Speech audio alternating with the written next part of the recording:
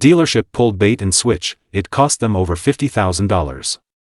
The city I live in has extremely inflated vehicle values compared to the surrounding areas. If you buy the same car from a neighboring state, you can often save $3 to $4K without really trying. When I buy a new vehicle, which happens every 3 to 4 years, I always look in the surrounding states to compare pricing. This story happened about 5 years ago, and the malicious compliance is still ongoing to this day.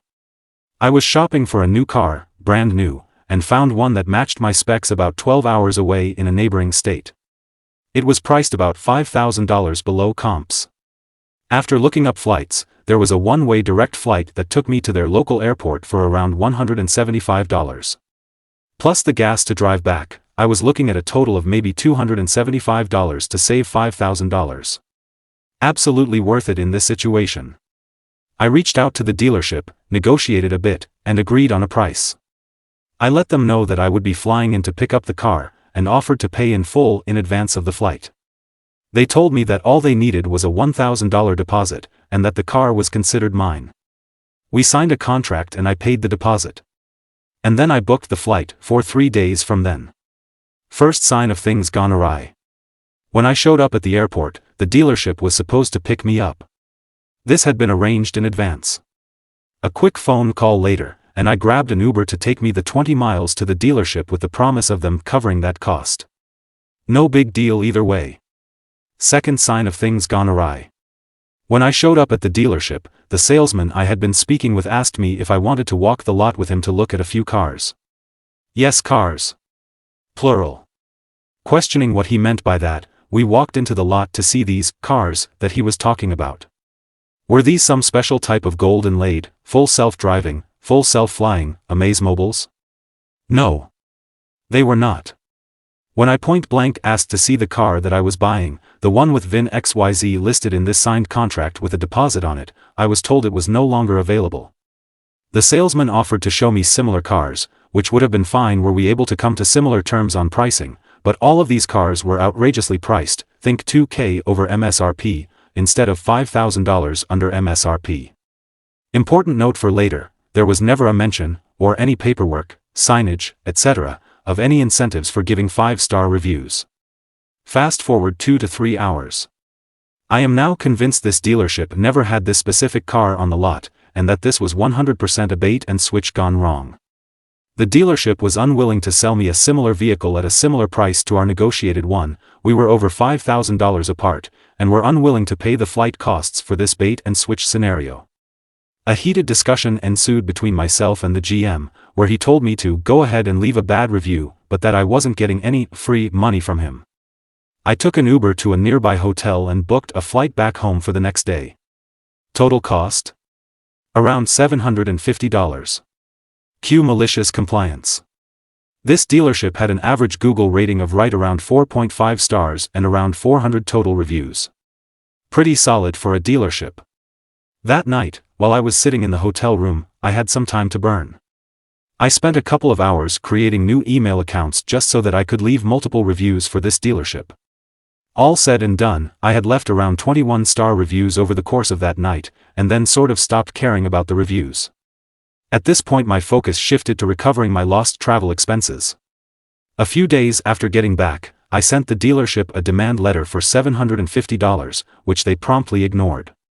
Since we had done the original contract, with the deposit, in both states, I was allowed to file a small claim suit in my state, which I did. The dealership never showed up to court, and I received a default judgment for $750. I did collect that, by the way. It took a few certified letters, a few phone calls, and about a year, but I did get a check for $750. As you can imagine, I was still not a happy camper. What they had done was wrong on so many levels. All of my friends knew the story of how I was bait and switched, and the fact that I flew to the dealership on a one-way ticket only made it that much worse. They had all left a bad review or two, but nothing more than a normal mad customer, cue malicious compliance, long term. I don't know how it started, or how it ended up lasting as long as it has, but at some point I had some time on my hands and left a bad review for this dealership. Just one, not two. Not three. One. In doing so, I noticed that all of the reviews I had left right after leaving the dealership were gone. Probably taken down for being fake or because I had left so many at the same time and the dealership reported them. I wanted to make sure this dealership wouldn't do this to someone else. So the next day, I checked to make sure that one bad review I had just left was still there. It was, and since I was thinking about it, I went ahead and created another account, and left another 1-star review. Fast forward 2 to 3 years. It has now become a habit. Every time I have a few minutes to spare, I create a new account and leave a 1-star review for this dealership. Their current rating? 1.9 stars with nearly 3.5k total reviews. I am personally responsible for at least half of those reviews. When you open the dealer's website, one of the large banners that flashes across the screen advertises $50 for a 5-star review, something about showing the review to your salesman to get a $50 Visa gift card. It has been this way since about a year after this bait and switch occurred, right around the time the 1-star reviews began to accumulate. Assuming I am responsible for half of their reviews, and the fact that the dealership only has 3.5k total reviews, they have paid $50 per review for at least 1,000 reviews, likely more than that. Meaning, they have implemented a policy to pay for reviews, have spent $50,000 doing so, and have still seen their average rating drop consistently since telling me to go ahead and leave a bad review. Edited to add. Yes, I got my $1,000 deposit back. I paid with a CC and it was refunded without issue. I couldn't sue for time spent or force the contract to be honored because I sued in small claims court. Time spent not allowable and contract too high of a value for small claims. And yes, the case was 100% winnable if I were to have sued to force the contract to be honored. But legal fees. I would have needed to hire an attorney. And the additional time spent meant this was just not worth pursuing. And finally, no. I will not provide the name of the dealership. I know that some companies sue people who leave reviews. I am not willing to risk that, so will continue to remain anonymous. And allow the dealership to do the same. I did report their review practice, along with screenshots showing that they are offering payment for 5-star reviews, to Google, etc. If anything happens, I'll update this post, though I would expect that it may take months or years.